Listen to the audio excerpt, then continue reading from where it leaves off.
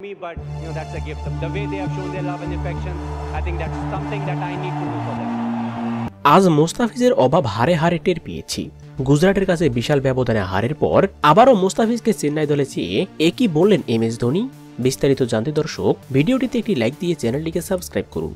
IPL এর 59তম ম্যাচে মুখোমুখি হয়েছিল চেন্নাই সুপার কিংস এবং গুজরাট টাইটান্স। এই ম্যাচে গুজরাট প্রথমে ব্যাটিংয়ে নেমে চেন্নাইয়ের বোলারদের কচুকাটা করে 231 রান জড়ো করে। আর এর জবাবে খেলতে নেমে গুজরাটের বোলারদের কাছে রীতিমতো কোণঠাসা হয়ে পড়ে চেন্নাইয়ের ব্যাটসম্যানরা। উইকেট যাওয়া আসার মিছিলে শেষ পর্যন্ত লজ্জাজনক হারে পয়েন্ট টেবিলে চরম অবনতি হয় চেন্নাইয়ের। ফলে সেমিফাইনাল খেলার স্বপ্ন ফিকে হয়ে যাচ্ছে তাদের। আর তাই দুদিন ম্যাচ শেষে উপস্থাপকের করা প্রশ্নে চেন্নাইয়ের সহ অধিনায়ক MS ধোনি বলেন, মুস্তাফিজ যদি আজ থাকতো এই ম্যাচে গুজরাট এত রান করতে পারত না, কেননা ডেথ ওভারে মুস্তাফিজের সোলোয়ারগুলো আজ কাজে লাগতো। ফলে অল্প রানে টার্গেট পেতাম এবং অনায়াসে আমরা ম্যাচটা জিততে পারতাম। আমরা বাংলাদেশ ক্রিকেট বোর্ড BCBর সঙ্গে কথা বলবো এবং পরবর্তী সকল ম্যাচের জন্য মুস্তাফিজকে আবারও IPL এ নিয়ে আসবো। তো দর্শক, আপনিও কি চাচ্ছেন চেন্নাইয়ের হয়ে বাকি ম্যাচগুলোতে আবারও মুস্তাফিজ খেলুক? অবশ্যই কমেন্ট করে জানিয়ে দিন এ নিয়ে আপনার মূল্যবান মতামতটি। ধন্যবাদ।